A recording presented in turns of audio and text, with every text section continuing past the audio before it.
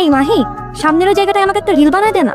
হ্যাঁ চল চল, আমি বানাই দিচ্ছি। ও জায়গা অনেক সুন্দর আছে। এখানে কোনো নামানামি নাই, সবাই আমার বারবার করে বলে দিছে। যদি একটারও তোদের নামতে দেখছি না আমি, সবগুলার ইচ্ছা মতো লাগতাম। আমি আগেই বলে দিলাম, চুপচাপ সামনে গাড়ি চালা। তুই থামলি কেন? এমনকি তুইও রিল বানাবি নাকি? আরে তোর তুই একটু দাঁড়া তো, আমি আস। তুমি এইখানে আপেল বিক্রি করছো? কত করে এগুলো?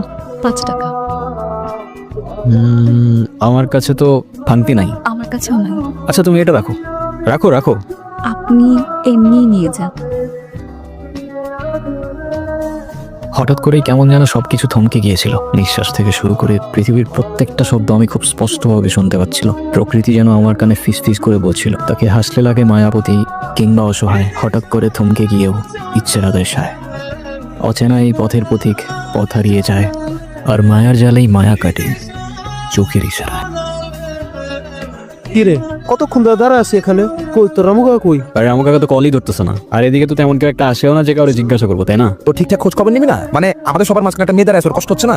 আমার কষ্ট আর ও বুঝবে কেন? অন্য জোরে কি আমি কখনো পড়ি নাকি? আচ্ছা তোরা কি শুরু করলি ভাই? হ্যাঁ, এমনিতেই আমরা একটা ঝামেলার মধ্যে আছি, সেটা তো আগে সলভ করা লাগবে নাকি? রামু কাকারে তো আগে খুঁজে বের করতে হবে ভাই।